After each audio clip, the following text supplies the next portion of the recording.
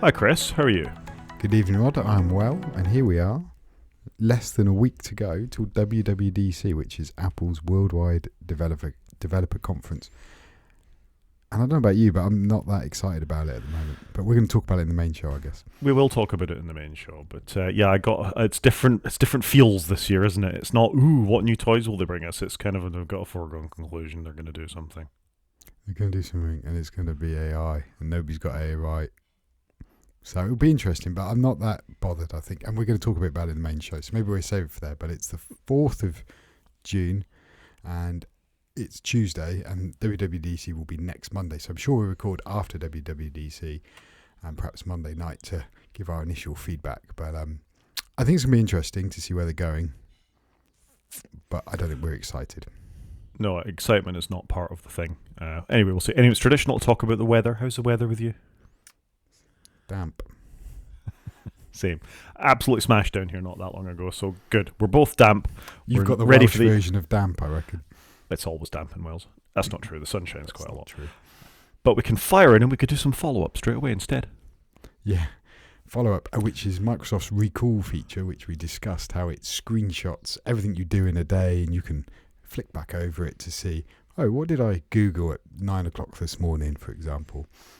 And it should have taken a screenshot, and it will tell you all about it. I think it's interesting it's called Microsoft Recall or Windows Recall, because do you think Microsoft are going to recall this feature? Well, that's a very good segue into what we need to talk about with it. So the first part of this, the first story, is that this was a flagship announcement as part of their Copilot Plus PCs that they announced a couple of weeks back at Microsoft Build. And they implied that you needed one of these Snapdragon X processors in order to have this recall feature. Even though in the background of that were AMD and Intel, it wasn't just the Snapdragon show. The old chip makers were there too, and we've got a story from Intel and AMD later on. So it's been cracked. You don't need a Copilot Plus PC to run this. You can make this run on other PCs, which is A, unsurprising, and B, I don't know if you want to run this on other PCs. Yeah, I think there's two things here, isn't there? There's one, Microsoft have obviously limited it. Maybe they've done that, and they are, I think, going to roll it out ultimately to Intel at some point, and AMD. And we've seen this with Apple stuff. They've announced stuff for Apple Silicon only, and then they've reneged on it and go, actually, no, we are going to make it work on Intel. Yeah, it's interesting that it's been cracked. It's, like I said, not a big shock.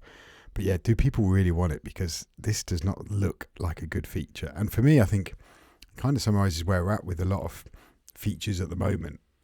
It feels like a lot of things are getting shipped and they're half-baked.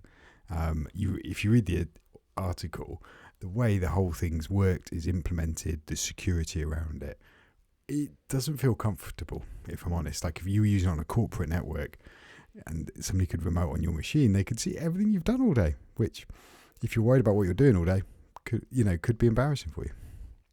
Yeah, there's a lot there, isn't there? When they announced this, they said it was going to be secure and all the rest of it. And the second link in the show notes talks about how unsecure it is, really. Basically, every action is being written unencrypted to a local SQL database, effectively, in plain text. So if you can access the plain text database, you can see every interaction and reaction that the user's been having as long as recall's been active.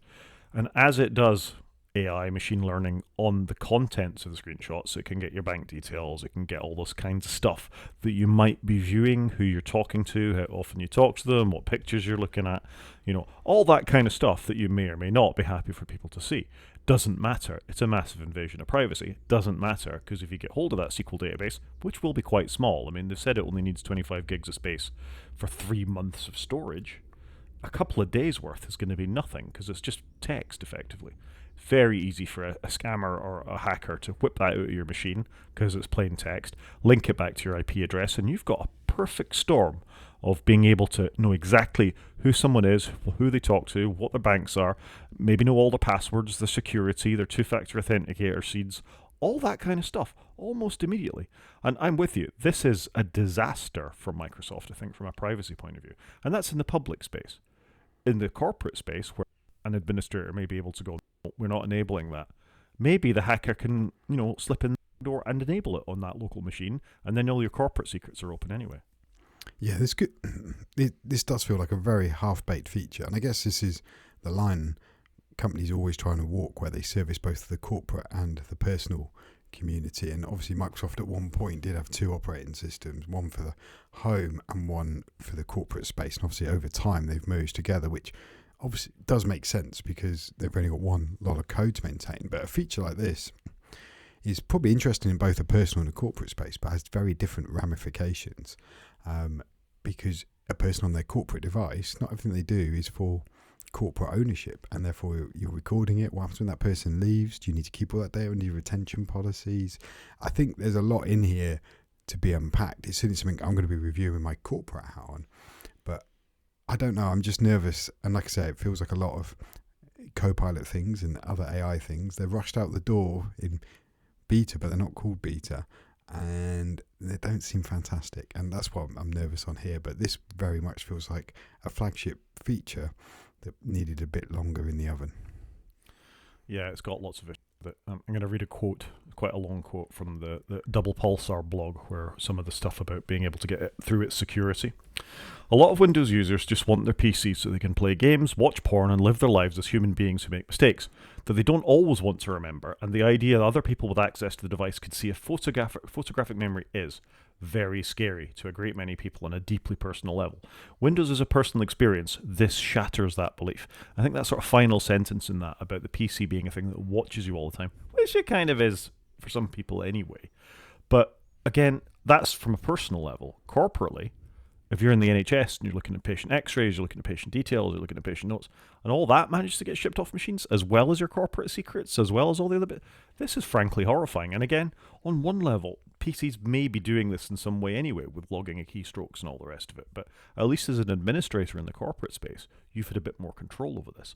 The security around this is going to be critical, and I gotta think Microsoft are going to pull this, or at least some fairly hefty security really quickly. Yeah, and I think they've launched it too soon. You kind of want to have a button, don't you? You know, track me, don't track me, because I think if you were doing a load of research on a topic, it might be super useful. Look, you're going to browse a load of web pages on it. You're doing research on a topic. Maybe you're researching. Maybe you're researching an AI technology, and you're thinking that you've got to write a paper on it. It could be super useful to record all that and then have that so you can then search it later, all the pages you've been to and everything you've seen with your eyeballs. But you probably don't want it on all the time. Like you say, when you're then going, right, now I'm going to go and, I don't know, deal with something confidential, maybe it's a HR issue at work. You then don't want it recording that, because that's not good. That data is then spreading in your corporate network. So I've got some concerns about it. And equally with my personal hat on, we've got some computers in the house with Windows 11 on it. I don't really want it running on there because they're just gaming computers. Like, we don't need to do this. So I find it a very mixed solution. It's landed badly, and it could tarnish the Copilot name, which also comes up. And the article link's got really good Q&A, which is quite actually good just to read that as quite a summary of the state of affairs of everything. Well, I don't have Copilot on my PCs. I was distressed when a Copilot icon appeared on my Windows 11 desktop. And my Windows 11 desktop was just a gaming PC. That's all it was for. I'd fire it up, it was for Steam, for Call of Duty on Windows. That was it. And the odd game that wouldn't play on Linux. As a result of this, I no longer have a Windows PC. I only have a Linux PC. My gaming PC is now a Linux box. Wow, that's quite a change. Well, I think it's been a certain amount of time coming. I've been trying to get more and more comfortable with Linux over time. And I sent you a screenshot earlier in the week of an experiment with an old Surface Pro Laptop 3. It was ancient, so only got 4 gigs of RAM. Just out of curiosity to see how it would run on that. And Linux is a little tricky sometimes to get up and running, but if you put a fairly modern Linux in any of these devices, it just works. You can be playing Command and Conquer, in no time at all, with the same experience you get on Windows. And frankly, I think you should at this point. If this is the approach that the closed operating system manufacturers are going to take with this security model, and they're being fairly blatant. We talked not that long ago about all the obstacles they put in your way to not have a local account on the machine, to switch off the various tracking metrics that they put in, all the advertising stuff that they're injecting into Windows. The in-shitification of Windows is complete again. I think they managed to get away from it for quite a while. When the Nadella era started, they seemed like a friendly-ish company again. They were very open and approachable. It felt like they were going in the right direction, didn't it, when he first took over? It did, and now it feels like they're not just walking back from that, they're sprinting back from that, into a lot of very questionable decisions between this and the leaks of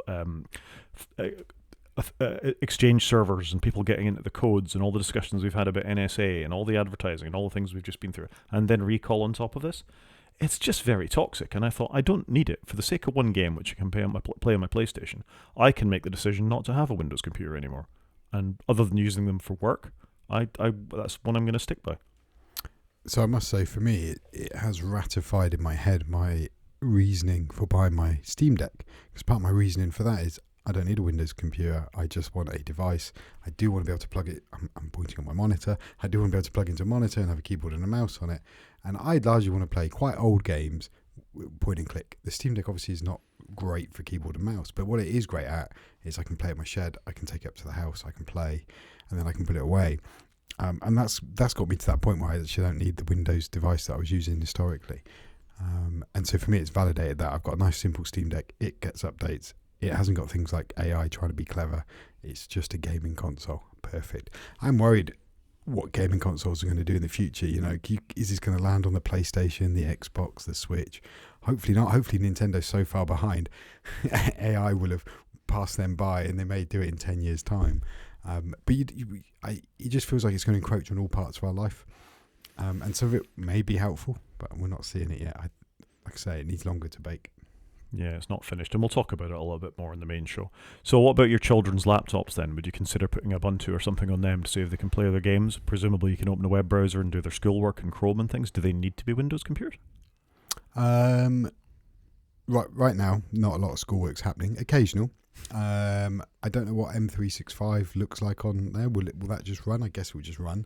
So as long as eldest son can do that in a web browser, that could work. Steam client, I don't know how that works, and playing Command & Conquer Remastered is pretty much what they're using it for right now. So it has got potential that they could do that over time.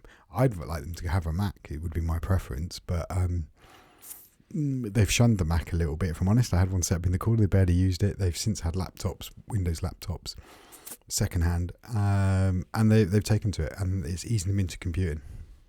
It could be an interesting experiment for them. I mean, one of them was messing around with a Raspberry Pi, right? So, Yep. I mean, that's Linux. So it's not completely unfamiliar to them, whatever they were doing with that. I suspect you could probably take Linux Mint, stick it on one of those laptops, install the Steam client, say, look, you click this, you click Steam, and then there's your schoolwork.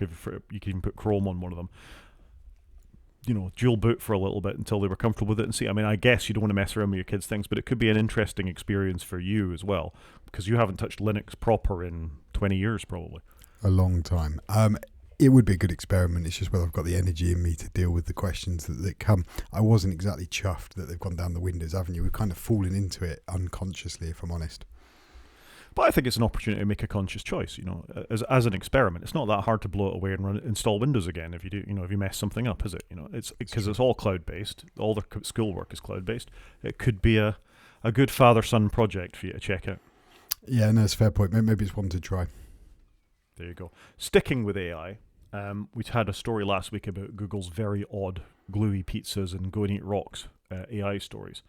And apparently Google is now saying it's not as bad as it looks, and they're trying to do it as much as they can to eliminate the baffling responses, as they call it. So I guess this is the only approach they could take, having more or less bet the company, as of Microsoft, on AI being the next big thing and it replacing search. They're going to try and fix all these. But absurd and nonsensical answers seems to be a feature of all these LLMs, so I don't know how good this is going to be. I think the problem they've got is all the bad results get lots of news. What people aren't really reporting at the moment is all the good stuff, like all the clever stuff it's doing. We're really seeing all the stupidity. That's what's getting reported up, because some of it is quite stupid, to be honest. It's good they're tackling with it and they've acknowledged it. It does feel like we've got a long way to go. I'm just nervous there's so much out in the wild that people are using. But this is the problem. But this is the problem of the LLM, isn't it? As we've said from the start about the hallucinations that they have and the look across to verify what they're saying is true. Because even the good answers, because there's a few tainted bad answers, you can't verify as an individual user every single thing that comes up and every portion of that comes up. They're not experts. For humans to become experts, it takes 100 plus hours or more to become, probably an awful lot more actually, of just looking at a field to become an expert or something. Just because this has parsed a bunch of articles doesn't make it an expert. It's just predicting what word comes next. So I agree with you. Maybe 99.8% of what they do is fine, but the 0.2% poisons it. If somebody puts 2 drops of urine in a glass of beer, you're probably not going to drink a glass of beer. Correct. You know? So this is part of the problem. That might not be the best simile in the world, but you get my point. No, you're right, and I think that's the thing. Yeah, it's going to be interesting to see, once Apple do this, so we can be reported next week of everybody, posting the stupidity that comes out of whatever they release, or are there people going to post the interesting, cool stuff, assuming there is some? It's about volume, isn't it? Microsoft have slightly gradually implemented this. Google have totally implemented this in search. The day Apple put this, and we'll get there in the main show, on every single iPhone and every single iPad in the world, that's a lot of responses very, very quickly. So, again, main show, but, it's a thought. Agreed. But it's good. Google dealing with it. Yeah. What I want to deal with is not individual cases, but I think I said it last show, have that clever logic that validates response before it displays it to a user. It needs that validation step. It does. Otherwise, it's whack-a-mole. You're applying humans to solve an AI problem that shouldn't be a problem if you coded it better, effectively. But, there we go. Such is life. Moving on and sticking with Google, we had a story about a month ago now about Google hijacking the Apple TV Plus, where it would run its own screensaver before the actual Apple TV screensaver would run, keeping the device on and just showing a Google content. Anyway, they've pulled back on it, and it's now no longer a thing. Yay. I'm glad they've pulled back on it, but fair play for Google for coming up with an interesting way of doing what they did, but it was not nice, was it? I mean, it wasn't a big deal in the sense that they were just showing, stuff related to your content, but it's an energy problem because the Apple TV Plus will eventually go to sleep. The Apple TV will eventually go to sleep if the screensaver runs off, and my TV at least will actually turn off as well when there's nothing on the screen. Yep. So it's keeping that device alive potentially longer than it has to be. And then the further concern would have been, but ultimately they're going to show ads while it's paused, aren't they? So I'm glad they've done the right thing here. I'm amazed the Apple TV market was big enough for them to make this effort, if you know what I mean, because their app is obviously prevalent on, there's the web app, there's Android, iOS, there's all the TVs that can play YouTube, and then they bothered to do this one feature on an Apple TV. So I'm amazed they've got that development time. It's probably not a bad place to do it, though, is it? Because there's relatively few Apple TV users compared to Fire Stick users or something like that. So they can maybe have trialed this on a population who might not have even noticed because they're used to screensavers kicking in. So yeah, true. Maybe it's that. Yeah, could be a platform. Yeah. And flipping back to Apple briefly, I just thought this was slightly fascinating on Michael Tsai's blog about how much it costs to get the battery replaced on your Apple Silicon MacBook Pro. Did you see this story? Yeah, no, I did. So it's quite interesting. I didn't really focus in on the cost. It was more that you can't just take this to an authorized service partner. You have to basically send it back to Apple if you need a new battery, which surely an authorized service partner could do this. I was amazed you had to ship it back. Yeah, so I mean, you've got the loss of productivity while you lose your device. You've got the have I done this right in terms of have I parked all my data? Is it all secure? Is there passwords I need to give them? If you went to an Apple store, they'd be very clear about wiping it or backing it up or whatever you would need to happen to it. And this is less clear than that. You need to replace the whole top part of the laptop, which seems bad, but it also costs $615.12 as well as the time lost, which is a huge amount of money. Yeah, it's all bad, isn't it? And I think this is one thing that has not improved over time is battery reusage. Apologies for my doorbell just going off. Battery reusage just hasn't improved, though, has it? If you remember the old days, we used to be able to pop the battery out and you could just go and buy a new one. We've not got back to that. Now, with all the repair bills coming in, I'm hoping this will improve over time because it would be good to see. Look, you can keep your laptop for 5 years. We're going to support it with the OS, but we're also going to allow you to swap the battery out. There will be a charge for a new battery, obviously, but it shouldn't be like this. And I'd like to see it be a user serviceable part. Same on your iPhone. It'd be good to pop the case, swap the battery out, but I think we're a long way away from that. All this right to repair stuff, Apple shipping you tools and all the rest of it to replace your iPhone screen, that's got to come to the laptops too, ultimately, surely. But again, the parts seem prohibitively expensive. It's only another $200 to buy another Apple MacBook Air or something like that. So in that scenario, is bonkers. it feels very wasteful to me to make devices like this. The lifetime of the device with a battery, it should be 10 years, for something like this. Otherwise, it's just so wasteful. And for all Apple's attempts to, I'm going to use the word with thoughtfulness, greenwash all the sort of e-waste that they create, and all right, they take the odd cable out of the box and they put Mother Nature in their adverts and things, but their carbon footprint, despite what they try and offset it with, is vast, and stuff like this really doesn't help. It's all very well having 20% recycled aluminium or something in the devices, but then why force the replacement of the whole top part of the laptop, as well as the battery, and charge the user all this? It's swinging. Sorry, I was just looking how to mute my doorbell for other people coming over. I agree with you. I think it is very swingy.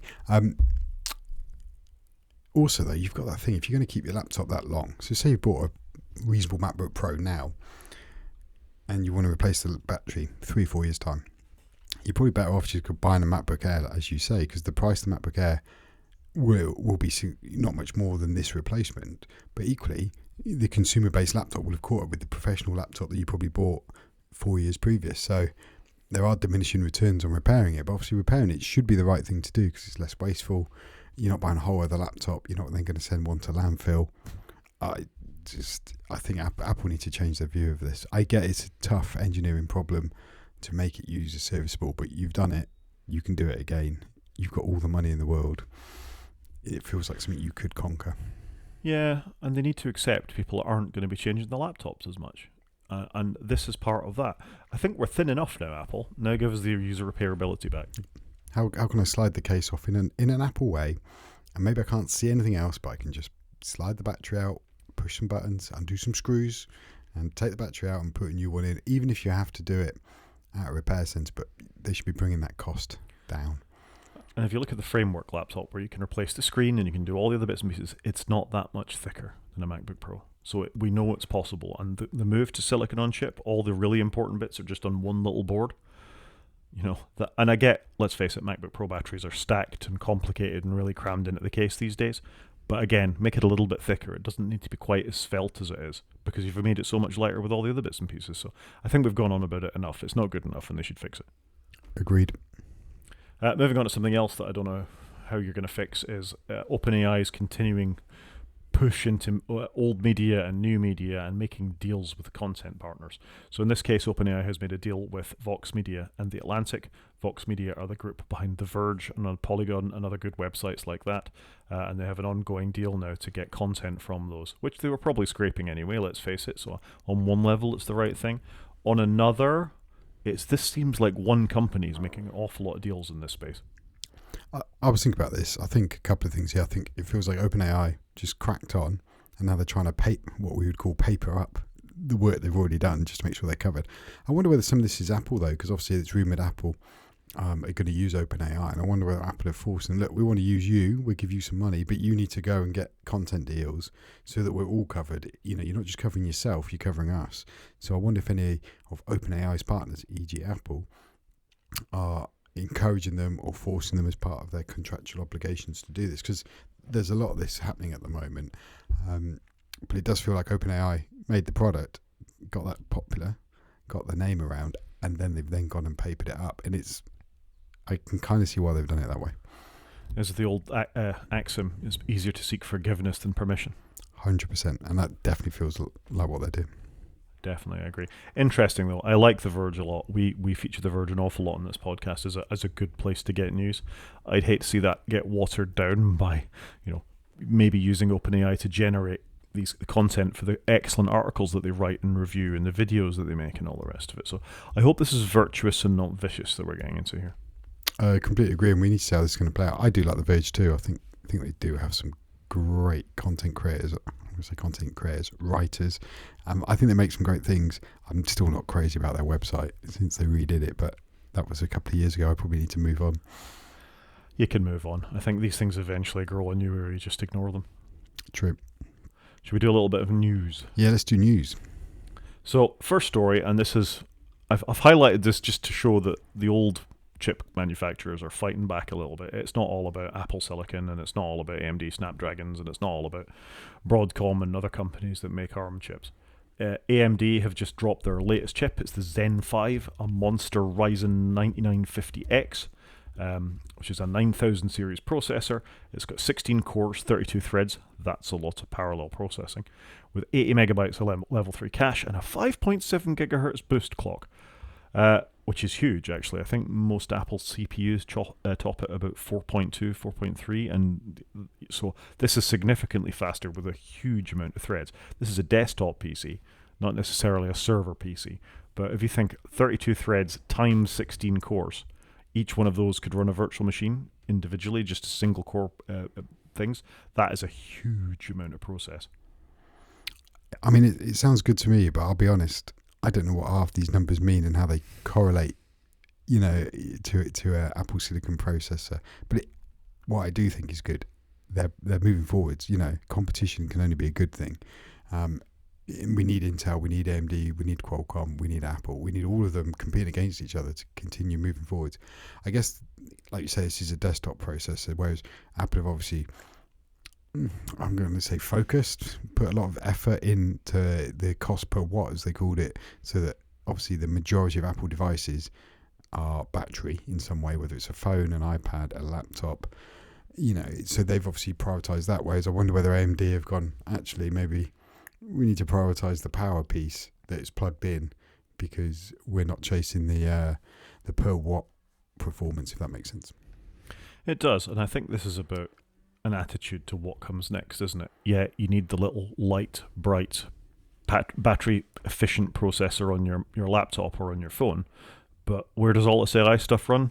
On the other end of it, on the server, on the GPU, on the CPU, and you need big honking GPUs to manage all this compute power that LLMs and AI models need, and computer games, and processing video, and doing all the other things that the next generation of AI will do when you ask it to create photos or process audio or whatever else you want it to do, as well as run your queries. So I think this is quite smart, that you are still going to need this division between the big honking plugged in, do lots of things, and then the balance with a bit of power, but not necessarily needing all the power per watt, performance per watt that the Apple CPUs will give you. So good. It's good to see the state of the art moving along, and I guess these will also see the same efficiencies as they die shrink them eventually as well down to the smaller nanometer processors. It's taken Intel a long time to get there, but AMD seem to be ahead of the curve. Yeah, no, it's good, and hopefully Intel's going to have some form of resurgence at some point. You want to see it, because as we keep saying in this podcast, it's all about competition, isn't it? Any of them rest on their laurels and you end up with domination and stagnation. See the iPad. So, moving on, and speaking of Apple processors, apparently, and the iPad as well, actually, Apple has announced a downgrade for the new M2 iPad Air. It only features a 9-core GPU instead of a 10-core. I think this is just them being honest about what's available within the spec sheet, really. It just seems a bit bizarre to announce one thing and then another so quickly after they were launched. But I guess most end users aren't going to notice a 1-core difference in a GPU. I don't think many people would notice, but it's a bit weird it got out, and reviewers didn't pick this up at all. I guess a lot of eyes were on the iPad Pro, which is amazing.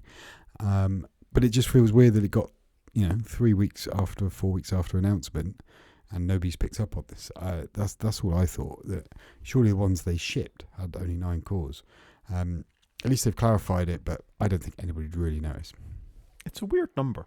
I always find odd numbers very strange when it comes to compute. You and I are both familiar with looking for powers of 2 and everything. So a 9-core GPU is a really weird number. Yeah, and we've got this problem obviously recently with Apple Silicon Macs, where the RAM isn't 4, 8, 16, 32, 64, 1 to 8. Sometimes obviously you had 96 in the mix. Apple have very much deviated from that. So it does feel like the numbers you and I have baked into our head that have been quite fundamental in computers for the last 30 years have gone by the wayside. It's a bit odd. And I got to think it's binning as much as anything. Maybe they're not getting the yields from the chips that they were predicting they were going to get with the first ones. But these are M2 chips. They've been around for a long time. They have, unless this is a tweak on the M2 they're putting in the iPad Air. I don't know. But I'm sure nobody would really notice. But interesting, because obviously it's GPU. They're about to announce AI features next week, and that all leans into the GPU cores more than the processor cores. It does. Moving on and back to Google. Google have partnered with a company called Magic Leap. Magic Leap's a very strange company who had all sorts of weird interfaces for computing, including like it looked a bit like a light bar that you could put under your computer and it would sense where your hand was in space. I need to be careful waving my hand around in case my own camera decides I'm doing things. But they had that product that kept getting venture capitalist further investment in it and never really did anything. I thought they'd gone away, to be honest. Anyway, Google have announced a partnership with them for new XR headsets, so virtual reality, augmented reality headsets, which maybe was the glasses we saw during the Google demo a couple of weeks back. So this is quite interesting. Next generation Google Glass and Magic Leap together. Yeah, I wouldn't be surprised by this. It feels something's got to happen in that space. There's Ray-Ban and Meta have done something, haven't they, where you can take photos with some Ray-Ban glasses. So it's going to be interesting to see what's going to happen in this space. Apple obviously announced the Vision, which very much seems like a solo at-home product. So it'll be interesting to see what Google's take on that will be. I gotta say, personally, Google Glass felt like it was going to be the future when it was announced, that this is what we all wanted. It's no problem to wear glasses or contact lenses. You've got plenty of space in them to get batteries down frames. You carry your phone as well to offset some of that compute power. If you could have that truly augmented reality view in front of you when you were using it, that's the replacement for a smartphone, isn't it? Because you can look at whatever you're looking at on your own lenses in your own time and not bother anybody, and you don't need to carry it. And it never came to much. And I understand the privacy concerns of, are those glasses recording me? You know, all the stuff we talked about with Microsoft a minute ago, recording your screen is just as true if you've got glasses in your head that are recording your environment all the time. If that can be conquered in some way, the glasses feel like the next natural evolution of the smartphone to me, because that's what they're all shooting for anyway. We absolutely know Apple wanted Vision Pro to be an augmented reality headset, not a virtual reality headset. Yeah, 100%. I think it's one to watch. You know, maybe a year from now, 2 years from now, we're pointing back to this and we'll see why they've done what they've done. Yep. Moving on and sticking with large tech companies, a whole bunch of them have got together to sort of try and form an opposing force against Nvidia. At the very highest end of AI and large language models are Nvidia's CUDA chipsets and all the compute that they can bring to running these things. So a whole bunch of companies have got together to form an alliance, including Google, Intel, Microsoft, Meta, AMD, Hewlett-Packard, Cisco, and Broadcom, the lovely Broadcom, have come together to form the Ultra Accelerator Link Promoter Group to develop a new interconnect standard for AI accelerator chips. Vaguely interesting, I guess. So while you were talking, I was just looking up Nvidia's share price, which I'll come back to in a sec. But it feels like Nvidia's got the march on everybody, and therefore they're like, we're not going to catch Nvidia on our own. Therefore, why don't we form an alliance? It does make sense. Nvidia's share price in the last 12 months is up 195%. Absolutely bonkers. So they've quietly, I say quietly because most people don't know who Nvidia are unless you're a gamer, but they've quietly got a snatch on the AI space, I think, to be fair. Done a fantastic job, and it does feel like I say, the big tech are like, we can't match it, so let's get together and see what we can do. Fair play Nvidia, I think, for what was quite a niche thing for gaming GPUs, CPUs, GPUs.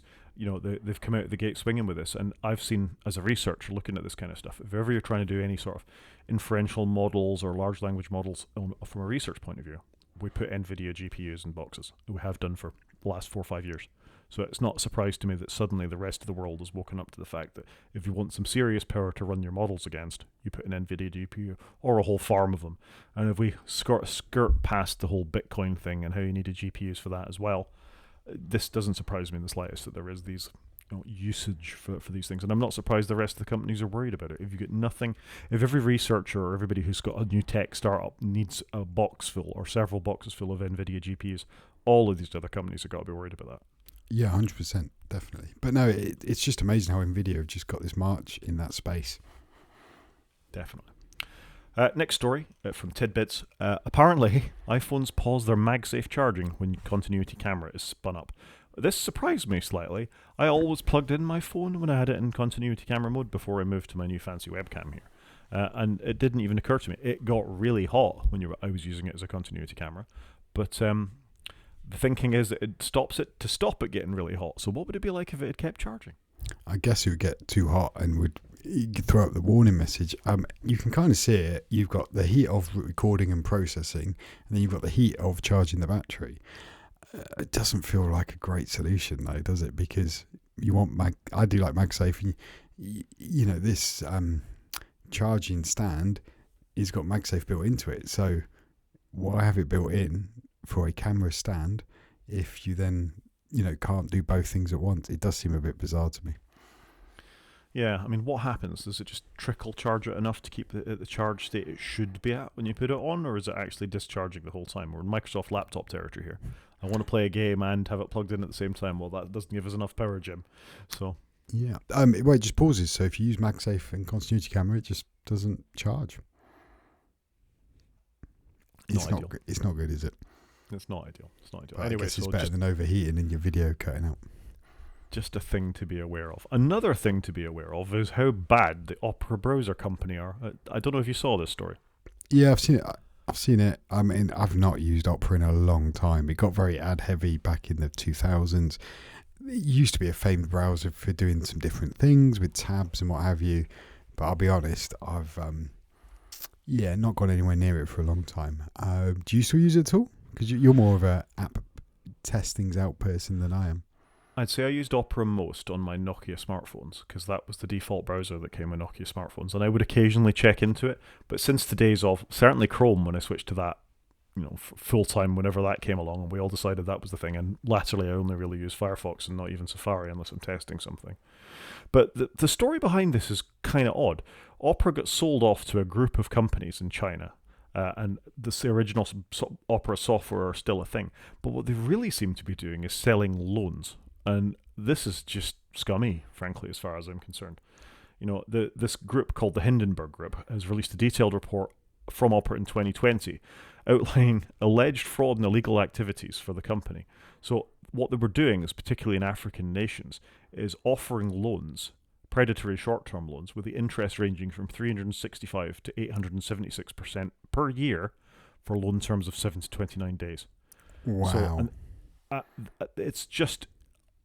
it's staggeringly predatory. Yeah, it's not good, is it? But it's weird that a company that owns a web browser is a loaning company. It's just, it all seems a bit horrible, doesn't it? It's putting that trusted front in front of something. People have heard of Opera. They don't associate it with scamming. And then they target nations that may be even more unfamiliar with that, and they might have heard of Opera potentially.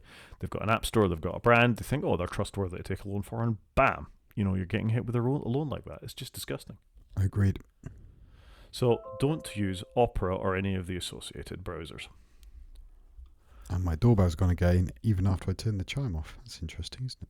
This is going to be good. You should put in little notes in the show notes for when this happens, so I can try and do something about it in the edit. But if I can't, people, I'm very sorry for the ding dongs. If that's the noise it makes, Zoom's cutting it out for me.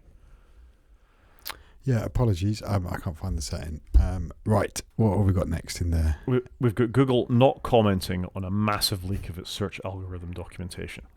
Apparently, more than 2,500 pages of internal documentation have been leaked from Google on how the algorithm operates and potentially individual search results and how best to do search engine optimization and all that kind of stuff. This is every scammer's dream, isn't it? That they're going to be able to tailor their websites and their email and all their things to get round or to make the most of Google's algorithm.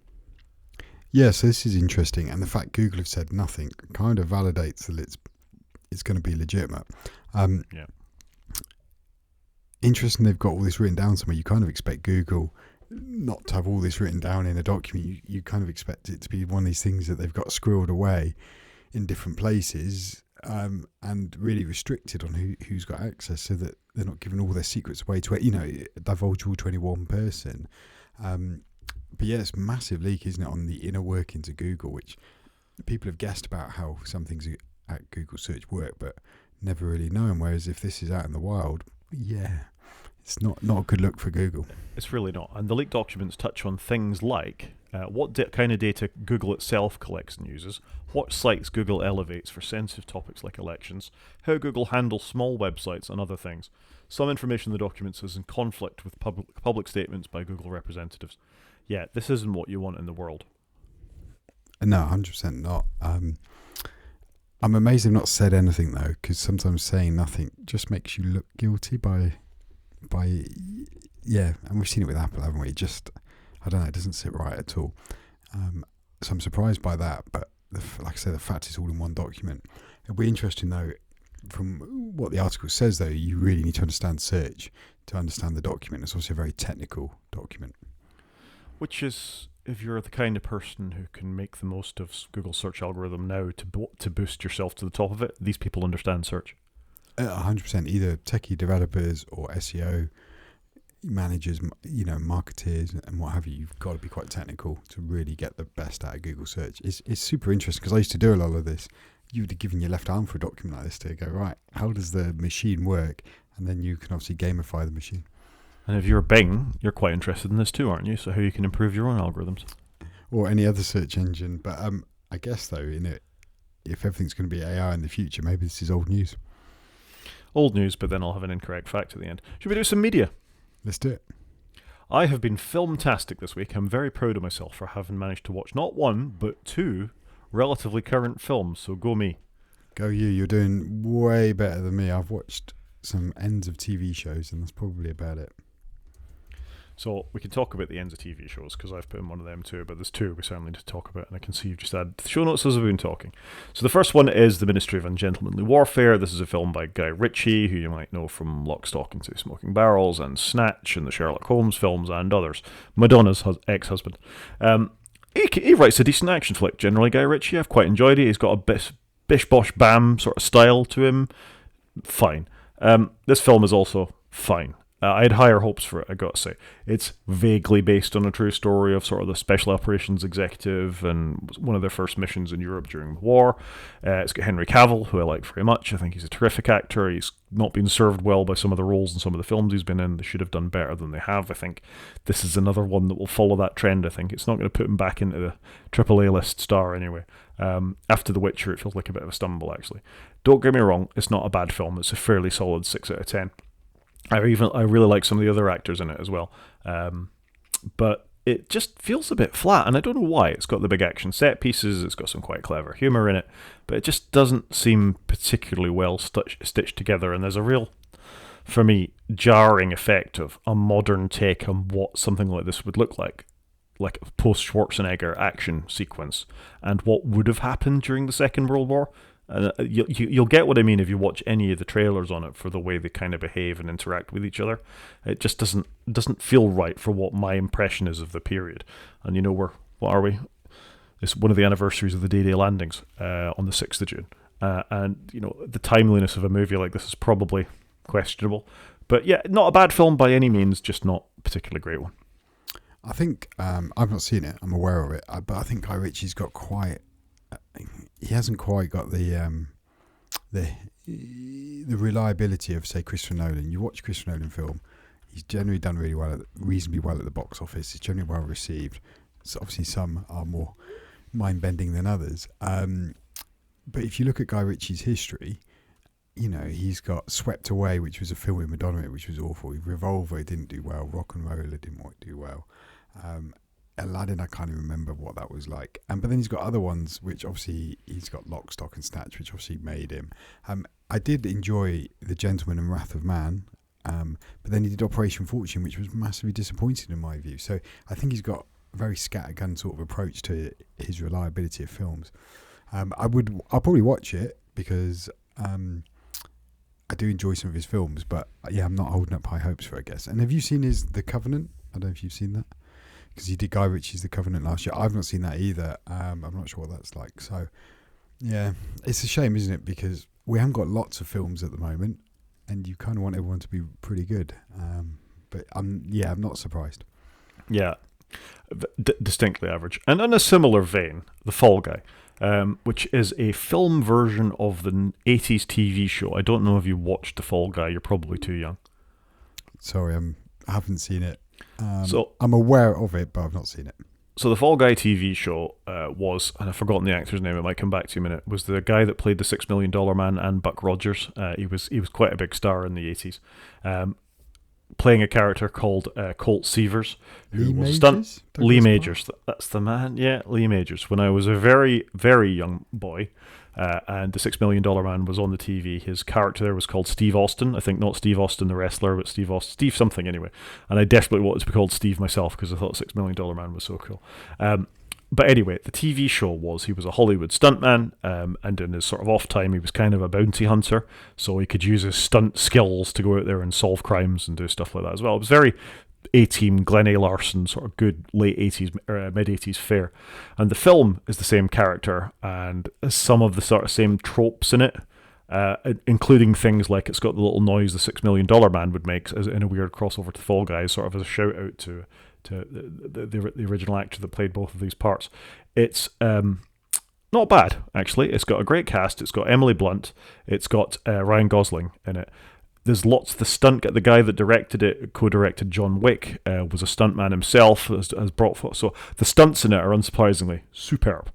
The film itself is a bit It's a bunch of good stunts held together with some fairly flimsy bits. But Ryan Gosling's got good, he's quite a charismatic guy. Emily Blunt's always worth watching. It's set in Australia. That's quite nice for an action film to have lots of Australian actors and things in it too. So I enjoyed this more than I think The Ministry of Ungentlemanly Warfare. Yeah, I've not seen this either. I've seen the posters because when you said about it, I think that's the one I've seen. It was heavily marketed here in the UK, but I've not seen it. Maybe I should give that a go if I'm going to dedicate a couple of hours. And I'm hoping we've got films back to normal running time because obviously we did have a spate of 3-4 hour films which everybody was rolling out. This one is 2 hours and 6 minutes, so it sounds a bit more in my ballpark. It's longer than you think it's going to be. It came to what I thought was almost the end point, and I paused it, and it was the midpoint, and I was like, oh, okay. So, there we are. But The Ministry of Ungentlemanly Warfare is quite short. And just flipping back to that briefly, if you watch Slow Horses, or The Great, the guy that plays Spider in Slow Horses appears as Ian Fleming in The Ministry of Ungentlemanly Warfare, which I quite enjoyed that. Oh, that's quite cool. With the Slow Horses link, particularly in the spy agency, I wonder if that was deliberate. You've got to think so, surely. Yeah. Good actor, actually. Not greatest, but Spider wasn't the nicest guy, but good character. Do you want to tell us about Race Across the World? Love it. Okay, more? So, Race Across the World, we had the finale, I think it was last week. I watched it with my family. What a good ending. Like, the whole thing is fantastic. Just the premise, the way it's shot, the way it's cut and put together. It's just a very good production unit that do it. The narration with John Hannah doing it, the whole thing is fantastic. And I genuinely really enjoyed it. It's really compelling TV. I thought I knew who was going to win, but you don't really know until the very end. They do such a good job. I think it's fantastic. I mean, one year I do worry if they're going to have something that's just so far ahead that it's going to, if you had a one-horse race, would it be as good telly? But so well done. Would 100% recommend. And they actually did a follow-up episode which showed a little bit of the making of, not a lot, but it just showed some of the camera people, and they have a medic with them all the time and things. So, no, generally really enjoyed it. Great TV. I love it, and it seems like they're stepping up their cadence a bit because it's a lot more people are interested in it than Series 1, and therefore it feels like we're going to have more regular cadence of getting them. Are you going to be in Series 5? I haven't heard anything, so I think I'm not going to be. I agree with you. I think it's really caught the imagination of people. I've heard more people talking about this in the workplace and around the place than any other series previously. 100%. So it because it's got lots of interesting elements to it. I think it's got the competitive element, which people like. It's got a form of reality TV, which people like. They're quite engaging people. They're telling real stories. There's money in the end of it as well, and you're getting to see the most amazing places. So I'm with you. I think it's a great concept, really well executed. The little go back and visit them and show how it was done, sort of a sneak behind the curtain a little bit, was fascinating, I think, because you don't know how much support they get. Are they getting to swig water and all the rest of it in between stops and things? And they're not. The camera crew don't know what they're going to do either, and they have to half of them go rushing off so they can film them arriving in the next place they're going to do it. So I think it was a great shot. It was a great finale, and it just gets better every year. Yeah, completely agree. It feels like a modern day Wish You Were Here for those old enough to remember what Wish You Were Here was like, a travel show in the late 80s, early 90s, I think. But it is a travel show for the modern generation, I think. To see some countries. And if you want to backpack, this is a way you could do it. I think it's fantastic and would definitely recommend. And it's good family TV. I think, we've got different generations in my house watching it and very much enjoyed it. Yep, agree. And then also finishing this week, very bad timing. There are two good shows finished at the same time. Is Taskmaster. This is season 16, I think. Yep. Great season. Don't know if it's the best season I've ever watched, but it's all of them are always very watchable. They're always a great bunch of people who you begin to bond with as it goes on. And Taskmaster just goes from strength to strength as far as I'm concerned. Yeah, I think again, production is fantastic. All in the cut as well. Very well cut, put together.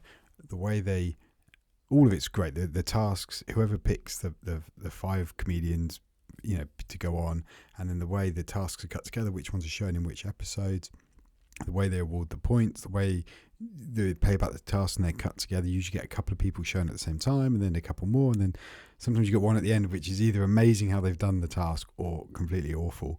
And I love it. It's so good. And again, it's been good family TV in my house as well. Yeah, I agree with you. The editing is terrific. There we go. Anything else in media? Sadly not. I think because I've been away, it's been a media-free sort of week. Oh, there we go. I've managed to cover I've signed my part off for this week anyway. Yeah, I need to find a new TV show to get in. I am watching Welcome to Wrexham, which is, if anybody's watched any previous season, the 3rd season is just as good. But I think it was disappointing, and maybe I did say this last week, but Clarkson's Farm was dropped in 2 big binges. They should have definitely dropped one a week just to stretch it out, because it was a talking point for 2 weeks and then it's moved on. I think I would have enjoyed it if it had this sort of cadence to it. Amazon, go to Amazon. Should we do a couple of games? Yep. So, games. First one, I actually bought one. I haven't played an awful lot of it, as is often my way that I get very excited about a Steam sale or something, and I buy it. I've played the tutorial levels so far with this, but frankly, Balatro is so addictive, as you experience from Threes, it's quite difficult to stop playing one thing and start to another. And I've been watching films. I've been quite busy at work too. But Gloomhaven is quite interesting. It's kind of like a 3D Slay the Spire, maybe. A little bit like that. It's card-based like Slay the Spire and some of the sort of more roguelike deck builders things, but has some really quite impressive sort of dungeon keeper type elements to it as well, where you're sort of trying to progress, you've got the right strategy to get through a room, you've got to have enough turns based for a thing, you get dealt cards and you can play the top half and the bottom half of them. The graphics are really nice, works well on Linux despite being a Windows game, and I got it for £10, so by all means have a look at the link in the show notes for Gloomhaven. Works on Mac as well. I've been quite impressed with it actually, and it's based on a tabletop game, and you can see the post-Monopoly kind of, you could see how this could have been quite an engaging board game for people too. Yeah, I must confess I looked at the link you posted, and to me it had Dungeon Keeper vibes from mid-90s. Yeah, I think that was what the animations gave me anyway. And then when they said, "Oh, and it's Slay the Spire type elements with the deck building too," I thought, well, I'm all over that. So I just need a little bit of time to properly play it in some detail. But I've been quite impressed so far. Yeah, fair enough. I must confess, in our house we are just playing the games we've been playing. There's been lots of Command and Conquer by my children, not myself. Gran Turismo. What's the game called that all the kids play? Fortnite. Yeah, Fortnite. So nothing very new and exciting in our house. Apologies. That's okay, but maybe you'll have a shiny new Linux distro to try them on instead. Maybe. Briefly back to Copilot PCs. So these Copilot Plus, that's not just Copilot, it's Copilot Plus, are the Snapdragon ones, which Microsoft are pushing.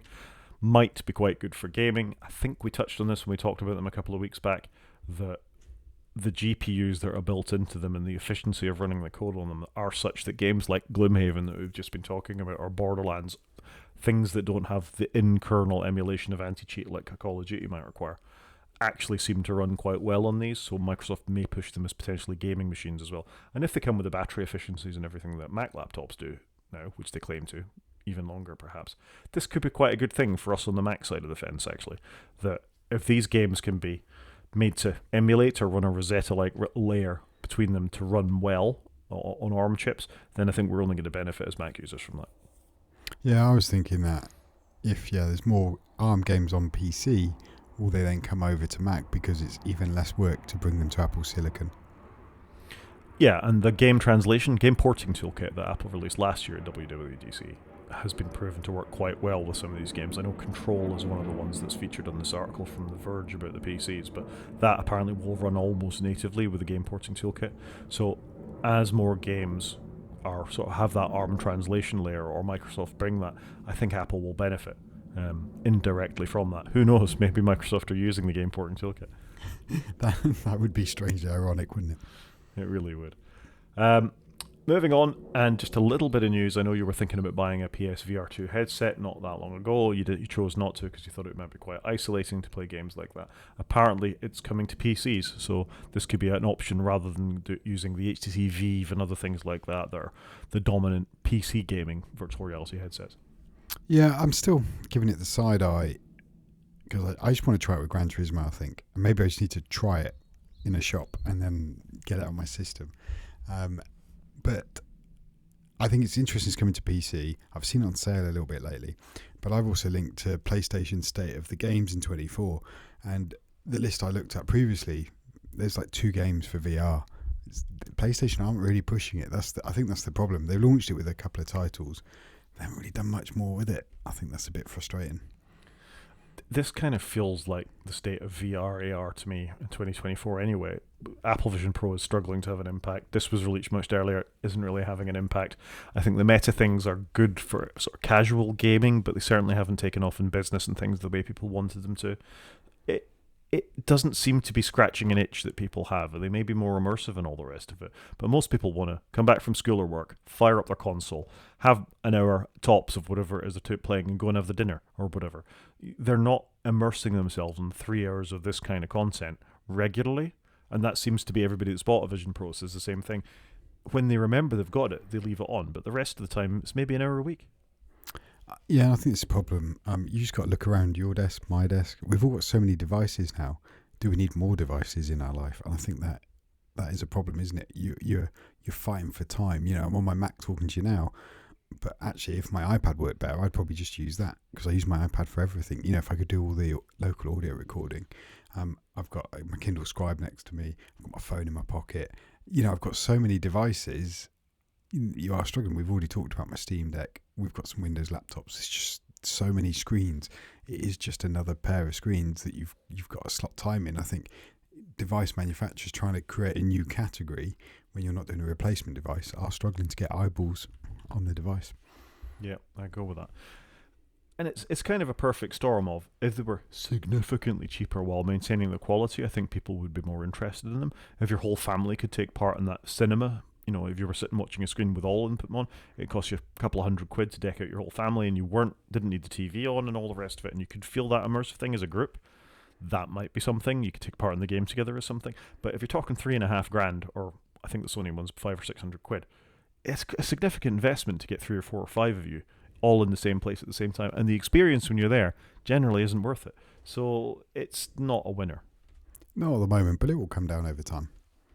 Or we'll just have Google Glass. Yeah, maybe Google will come and eat their lunch.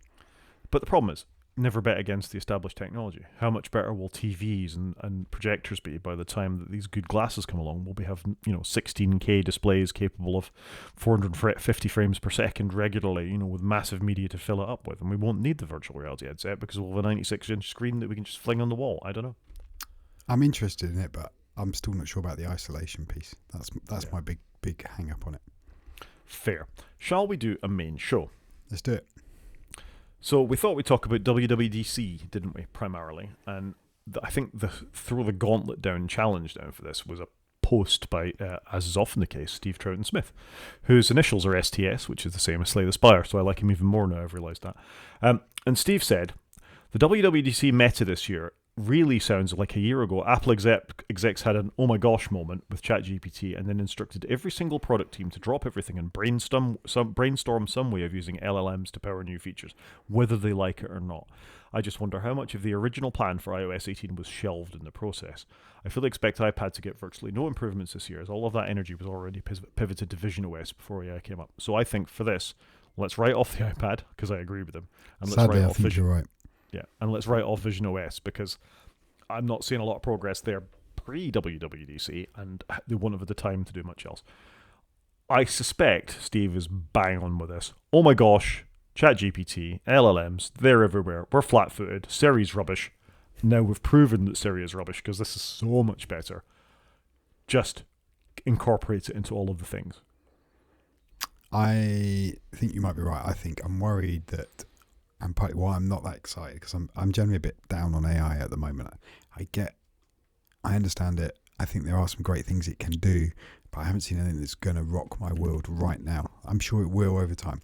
So I'm with you on this. I think it feels like we're going to get AI everywhere, sprinkled on everything. They're talking about, is this going to be Siri? I know we're not on Siri 2, but, the big reboot of Siri, are they still going to call it Siri is the interesting thing. You kind of think, are they going to be Apple people and make Siri great again, if you remember the recent election campaigns? So I'm curious to see what they do with it, but I think he has summed it up really well. Apple are really struggling to do lots of things at once as a company. We've seen it like with the iPad hardware refresh. It took 2 years to get that done. The Macs seem to generally be firing, but now we're hearing that we're going to wait a year till we get the chips in all the Macs we talked about last week. And I think it is the same with the OS. They seem to point people at a problem, deal with it, plug that gap, and then they go over here and plug that gap. And so I think he's nailed it. I think iPad OS is going to be minimal by the sounds of it. I think Mac OS may be the same. Surely the attention is going to be AI and the phone. Yeah. The whole Apple struggling to walk and chew gum at the same time thing just baffles me completely. It's probably a hangover of them being such a secretive company that Shop A can't share with Shop B what they're doing for fear of some sort of cross-leakage or contamination or something like that. And frankly, they just need to get over that. People will buy the devices. There's no mystery around this anymore. All you're doing is you're hurting your products, really. That, as you say, the chips are going to suffer. iPad OS, you have such an amazing piece of hardware in the M4 iPad Pro that's potentially, let's face it, none of this is a fact, that's potentially going to see very incremental upgrades and some AI integration. I think that's really problematic for the whole ecosystem. What you want to see you don't mind a bit of evolution, but every so often you want to see some revolution as well. And this just feels like a Me Too, not the Me Too, that movement, but the Me Too in that we're baking this in because it's table stakes now. And that shouldn't be Apple. Apple should be the thoughtful, we're going to do this right company, not the we've panicked and we've just slammed it into everything company. I agree. I do wonder whether the iPad whether they will lean into the new chip and go, look, we've put the M4 in the iPad because of this new AI stuff coming. This is the best way to demo the LLM and the responsiveness of it. That's what I guess I'm hopeful of because I own one, but doubtful that they will do anything meaningful for the iPad. Yeah, I do think it's a problem. It bothers me across all the operating systems, as you've seen. What meaningful AI can you build into tvOS, really? I know, but you can see they're going to shoehorn it in. tvOS struggles to show TV shows in a coherent way, and yet we're going to just shoehorn some more stuff on the top of it. That's what worries me. They're just going to not deal with the basics and just shoehorn more and more things in. And am I going to use some of it? Probably. It'd be interesting to see where Siri goes. I find myself using Siri a little bit more lately, especially in my car to play music. I don't use it to do any dictation because it just does not work for me. It works fantastic. My wife uses it all the time. Her voice works really well with it. It does not work for me. I don't know why. So I don't use Siri for voice transcription, but I have sat with Word open or something like that and just on the Mac just used the voice to text transcription, which isn't Siri. It's just a built-in model that's there. And that I'd say works 90% of the time for me. Siri doesn't particularly like my accent, but I get on all right with the sort of transcription thing. And I don't think I have the roughest Scottish accent in the world either. I can generally make myself understood to most things and most people. My fear with all this is they're just go, oh, quick, bash it in. And the implementation will be half-baked. And I don't think the general public are as into the LLM, ChatGPT models as people think they are. Everybody's used it a little bit. They might have summarized the odd email. They might have asked it a couple of questions. But it's not particularly sticky. Even if you have used it, you don't go back to it every day and ask it 30, 40, 50 questions. Most people will then just open their email client and get on with typing it. So the sort of deep integration, unless it's compelling, and if we look at Apple's machine learning integrations in the past, like defuzzing your jumper or lifting you out of a background, that's been very small scale, slightly thoughtful, kind of made sense, not particularly impactful. I quite often forget some of these things are even there. Frankly, they're so small featured. But this feels like they're going to come rushing out the door with a big announcement. Yeah, agreed. And I think I'd rather the small, thoughtful features, like you say, like we've used AI to enhance how you take all your photos. You won't really know it's doing it, but your photo's going to look a load better. You can now magically select the objects out of photos. That's fantastic use of it.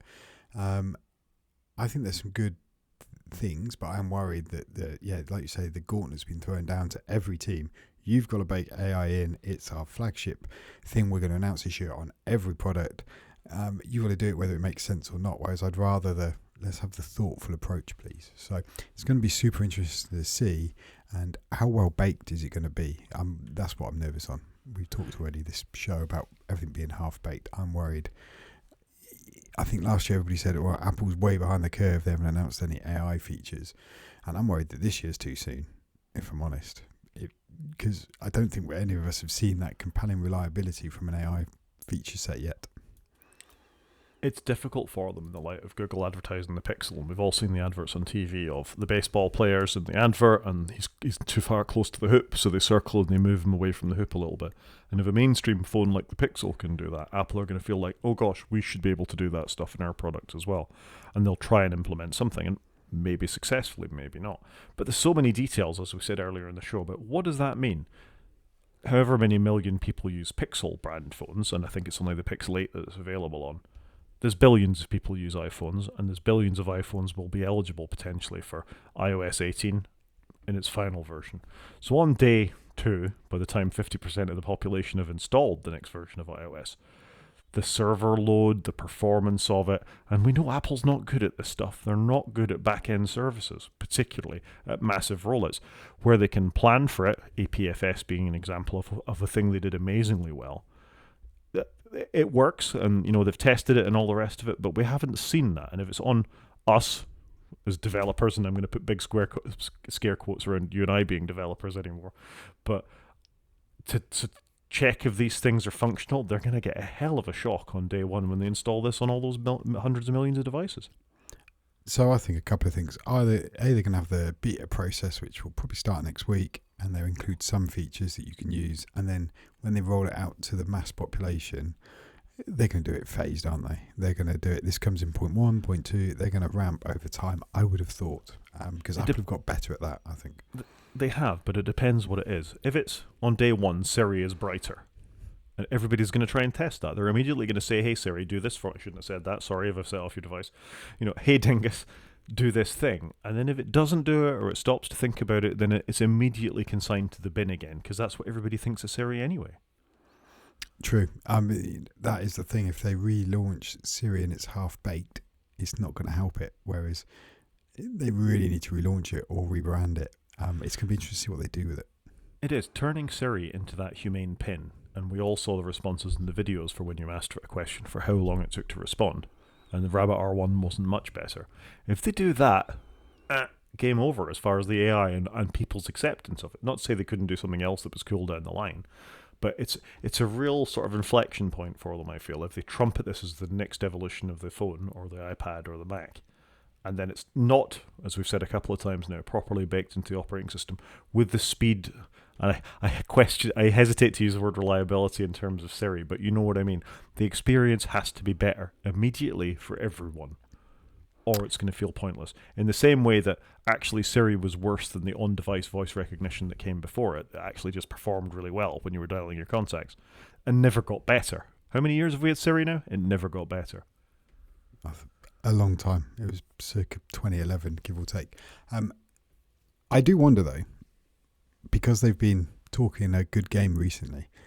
Apple have mentioned AI a lot, and they've even said investigals. We've got AI covered, kind of thing. I do wonder, have they got some secret sauce they've sprinkled on it because they've talked a good game up? And it's unlike Apple to pre-announce anything. Are they doing it to show they're not behind the curve, or are they talking it up because they've actually nailed it? And I'm going to be super curious to see how it all goes. We probably don't need to belabor the point. We'll talk about some of the things that are upcoming, but my worry is that they've made a really good deal with OpenAI, that they're going to have chucked in some OpenAI things in the same way Microsoft have slightly more cleverly, and maybe not so cleverly as we've already talked about in this show, shunked it into the operating system. I'm not sure that's a word, but you know what I mean. And then you've got these hooks to another company where the data is going there, and then Apple's as well as potentially having a flawed product with all the hallucinations and not being well implemented and all the rest of it, you're sending some of that data or metadata off to another company as well. And then where does your faith in Apple's security model go, which has been tested recently, let's face it. Agreed. Are we just going to see Apple's implementation of Microsoft's Copilot? Is that all we're going to see? I'm curious to see how they play it all, how they announce it, how they talk us through it. At the end of the keynote, are we going to see, automatically generated by Apple Copilot because they've used it to make all the slides? It will be really interesting to see how it all goes. Yeah. So linked to in the show notes is that deal that Apple and OpenAI have signed to partner on AI. We've got a couple of predictions as well. So this is we're scraping the bottom of the barrel for actual features that might make it into the operating system in terms of leaked things. Who knows? This is all speculation, isn't it? We could come back next week after we've done this and be blown away by the amazing thing, and you'll have told me you've already installed it on 4 devices, because that's generally what happens. Oh, 100%. I'm going to pop it on a couple of devices. It's going to have to be something compelling, though, I think, to put up with the pain of running a beta. I don't know. I'm curious though, because I think I am least excited about this iOS update than I've been for a long time. Because normally I really look forward to all the new features. I have just put a link in the show notes to Mac Rumours, which has got a list of potential changes coming, and I've just been looking over that list, and there's not really much in there. I'm looking at going, yeah, I really want that. Like placing icons anywhere on your home screen. Yeah, it's nice, but I'm sorry, it's not going to change my world. I could be wrong. Maybe they're going to announce something. There was talk of making the iPhone interface look a bit different, a bit more like Vision OS. So I'm curious to see if they do anything like that. Is there going to be anything across the whole OS, or is it just going to be the incremental stuff, but there's just going to be a Apple Copilot button everywhere you go, which is what Microsoft have obviously been doing. But have a look at the list. What do you think? Is there anything there that's grabbing your attention? I'm just going to finish that thought about making it look like Vision OS. But that's just a skin. You've just got a slightly more translucent window. That's literally only skin deep in the operating system. It's not a fundamental change. But people love that because you change the visuals and people get excited. Well, or not, as we saw with iOS 7 when there was quite a backlash. This is a mature platform that people are quite used to using. I don't think we're going to get the level of change that iOS 7 introduced, because it did freak people out. At the end of the day, the grid of icons that exist on the phone are still the grid of icons that exist on the phone. And a few little tweaky bits to move them around is very surface level. And as you say, maybe that's all people want to get them to rush out and buy the next phone.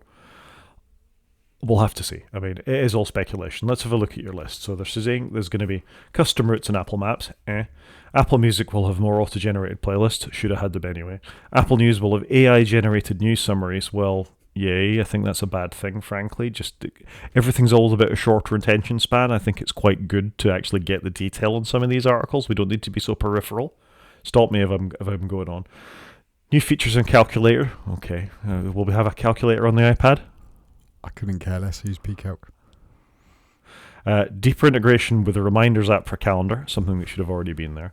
Sound recognition in CarPlay, we already talked about that. Honking horns are things that are going around you. I would love them to update the interface in CarPlay. I think it looks dated. That is one thing I would like them to change. Well, maybe you'll get some Vision Pro windows. The fitness app will be overhauled, whatever that means. A new scenes function in Freeform. Don't use Freeform. New features powered by AI in health. I don't like the sound of that, frankly. No, that sounds scary, doesn't it? Yeah. Home screen, you can place app icons anywhere in the grid. Really? And you can change the colour of them, potentially. Well, whoopty. I mean, Android has done that for the last 4 or 5 versions. Agreed. Keynote and Pages will have AI-powered features for auto-generating slides. I'll write my own slides. Thank you very much. Agreed. I gave a lecture today. I wrote my own slides. It wasn't that difficult. Most people want to write their own slides because you care about what's the content on every page. If you present to an audience something that's been generated by an AI, you shouldn't be there. Agreed. A new reader mode for Magnifier. Never use Magnifier, but I hope if it helps people with disabilities who are unable to say, then that's probably quite a good thing. 100%. Mail will auto-suggest replies to emails. Google does this kind of anyway. It'll suggest you 3 or 4 words to reply to things. It's very Copilot-y. Apple do it a little bit as well. And so did Microsoft. I get this in my Outlook client too. But okay, how long? Is it trustworthy? How far back in the message thread does it go? Does it know that Pete's wife just something happened to her and shouldn't be mentioned in there? This is dangerous ground. This is actually interesting. RCS support and messages, if that actually comes, that's the most meaningful feature I've seen in this. So this is RCS is the messaging system that Android and other phones use for their iMessage-like features of giving bubbles when people are replying, putting rich text into messages in terms of photographs and media and GIFs and memes and all that kind of stuff. So this is good. Yeah, and this one's been pre-announced by Apple, so it's pretty much given it will ship at some point later in the fall, I think. Yeah. Notes will have a built-in audio recording tool and audio transcriptions. Okay. Agreed. Notifications will have AI-generated notification summaries. Really? AI-powered photo retouching in photos. Don't we already have that? Not really. You don't have like the magic eraser like you get in Pixelmator. Okay, so tweak that a little bit. Doesn't feel like it deserves its own sort of section. It's just a thing that should be there. Safari will have a browsing assistant that can summarize web pages. I don't know why I need that. This is a big deal. Apparently, settings will have a revamped interface. There's a separate link in the show notes so you can go into about that. It needs it badly. It needed it 2 versions of macOS ago. Completely agree. Settings it does feel very dated. It feels wrong on all platforms, I think. It's wrong on all platforms. The only way it can find anything is to use the search feature because there is no consistency in what's in the panes there. Settings is bad. It needs to be changed now. Agreed. Shortcuts will automate complex tasks more easily. Okay.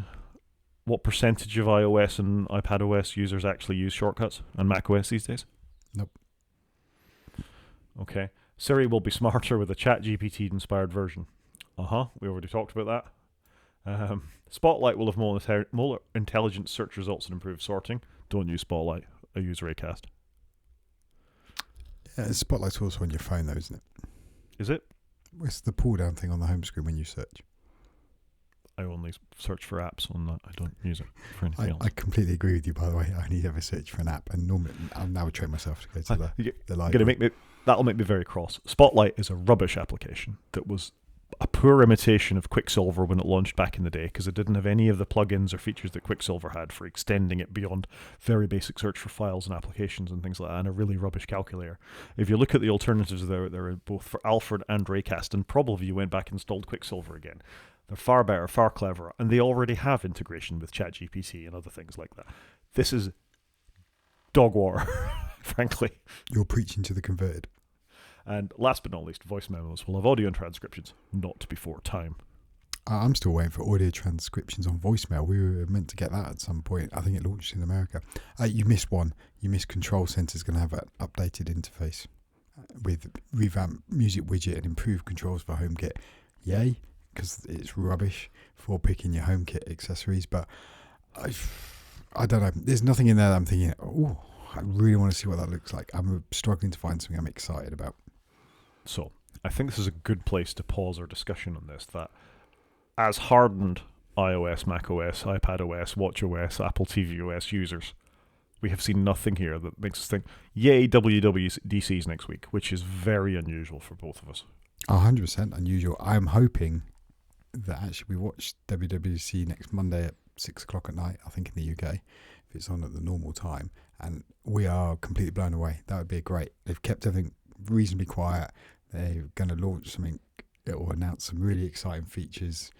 But in a way, you kind of just want them to announce more stability than, if they just said, we're not going to announce iOS 18 this year, we're going to keep on with 17, we're just going to tighten everything up. But they're not going to do that with it because the public want new features. That is the problem. I'd rather have a stability year, which we kind of had a bit last year, I think. Yeah. I mean, we were both commenting all through the beta last year how easy it was to move forward. Just at the tail end of this, I think we're agreed on where we are with this. And I agree with you also. I'd like my socks to be blown off. Maybe my expectations are now so low that it will be, so that might be part of the expectation setting. Some of these features will probably demand the latest version of an M4 chip, an M2 chip, an M3 chip, whatever is in the iPhone Pro Max as opposed to the standard iPhones. And they'll start to segregate the devices based on what they're capable of. You're probably getting at least an M1 for a lot of the features on the Mac, for example. So expect that too. Your devices some devices will become obsolete because they always do as it moves on. Maybe this year it'll be the iPhone XR that's obsolete. It's about due, I think. Poor thing. What a great device that still is. It is due, but other manufacturers, as we've discussed, have announced longevity, whereas Apple haven't. So I'm curious to see if there's any noise around. We're not obsolete and everything. You won't get all the features, fine, but we're not obsolete would be a good message. I think that would be a great message. In fact, let's hope for that. Let's hope that they don't decide any devices. I'd be okay with the Intel Max. They can my family on XRs, so I'm hoping they don't obsolete it. I think the XR was a terrific phone that still serves many people super well to this day. So let's cross our fingers on that one. Yeah, okay. I think we can pause what it is or anything else we might say about that, and we'll bite our tongues till next week. Yep. I think you're right. I don't think there's much more to say about WWDC. I think it is, at the moment, underwhelming what were our expectations. But like you say, sometimes we go to an event and we think they're going to solve all our problems, and you never have all your problems solved. So it's going to be interesting to see how they do it, how they message it. I was keen to see that. So I am looking forward to it from that perspective. I always enjoy a keynote. But yeah, curious. And I'm curious to know when we're going to get Vision Pro. They're going to announce that's coming to more markets. Because I do want to try it in the UK. I'd love to hear it get a price drop as well, because it should become more accessible to people. I agree. We will halt the main show there, and we'll do a half of the week in a minute. We were going to talk about Apple 100 this week. We obviously do not get time for that. I think we've probably gone long enough. And there's the Apple 2024 awards as well. And I think they can probably wait as well, because with the very exception of a couple of them, I haven't heard of any of the Apple Design Awards. So maybe we actually need to investigate that more thoroughly for another show. Yeah, I agree with you. I think the awards look interesting, but very few I've heard of or let alone used. So it's curious how they've come up with the list. But in a way, I think that's good, because it's hopefully shining the light on not the things everybody uses, but, you know, trying to share it around. And they've got a Vision Pro section, which is obviously good. Or spatial computing, as they call it. Spatial computing, indeed. Okay, we'll save that for another show. Do you want to hear about an app of the week? Yeah, do it. So my app of the week is called Middle. It cost me £6.74. It's nothing to do with my surname. What this does is it will turn your Apple Magic Mouse or your Apple Trackpad and give it the ability to middle click. Since using Firefox and using Linux a lot more, middle click is one of the best things in the world, and I can't believe we don't have it. It will do things like copy and paste text. You can use it to open and close extra tabs in your web browser. It's just a terrific little usability application to have. So on my Magic Mouse, which I only use at work, if you middle click in the middle of it, I actually get a middle click now, so I can use left, right, and middle, even though it doesn't have any buttons at all on the haptic surface. So that's quite a good expansion of that.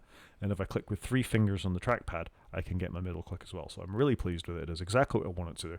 It was £6.74, and it's not life changing. You don't have to have it, but it's just a really nice usability feature if you're used to that kind of stuff. That is quite cool. It just reminds me of Macs of 8 years gone by, when you used to have a 3-buttoned Apple mouse, if I remember correctly, and you used to actually middle click was a thing. Yeah, how times shit. Whereas now the Magic Mouse is the ergonomically worst mouse in the world, because it forces you to have your hand in this shape all the time, arched over it, so you're not touching the surface. It's not a good mouse. If you're going to release some new hardware, Apple, do that. I was also going to talk this week about Keychron's new Mac-compatible keyboards, but we'll save that for another show too. Yeah, I think you should. Apologies to any listeners, but we now have torrential rain, and I'm in a wooden shed. So apologies if that's transmitting through the airwaves. No, I think that's a cool little app, and it sounds like it's well implemented. Yep, good. Thing of the week. So I've gone for the Benk Screenbar Halo, which I've recently bought. I had a Screenbar before, but not the Halo version. So I've moved my Screenbar over onto this Mac, and I bought the Halo version, which is basically a light that sits above your monitor. It shines down on your desk. I think it's really good, and the Halo one actually has a light on the back, so it glows behind, so it just adds some ambient light, and it comes with a wireless little puck to turn it on and off. I don't think this necessarily needs to be wireless. Not cheap at £150, but it was my birthday coming up, so I thought I'd treat myself. I love it. I think it's quite a cool thing, and it just lights your desk. I find it good, and I think it does wonders for the camera on the studio display, because I went on a call after I turned it on, and I got feedback on how good my picture looked, and I guess because the light is literally above the camera, therefore it's giving me, making sure I'm well lit, it's well lit. So it's just a nice little addition. I think They do quite a nice design. They don't seem to update them frequently because I think they've got pretty good design as it is. But it's a nice thing if you want to have a bit of light on your desk and, like I say, behind you, because it's got the halo on it. So that's my thing of the week. It's probably a good idea. I've got a couple of lights in here, and my webcam does the best it can to light me up. But I got to say, I think my lighting looks off a lot of the time. I look a bit jaundiced, which I occasionally try and do something about when I'm editing it. But it's more hassle than it's worth. So a nice lights might be the way to go. So yeah, nice recommendation. So that's my thing of the week, and it's not an Apple thing of the week. And I will circle back to my iPad at some point, but we've had a couple of busy weeks, I think. We have. I think we can call that a show, Chris. Definitely. So if anyone wants to get in contact, Rod is at g5maniac@mastodon.scot. I'm at _CJP at mastodon.social. You can catch us on YouTube if you go to wakefromsleep.com and click on the YouTube link, or you can drop us an email at wakefromsleep@protonmail.com. Talk to you next week, Chris. Cheers, Rod.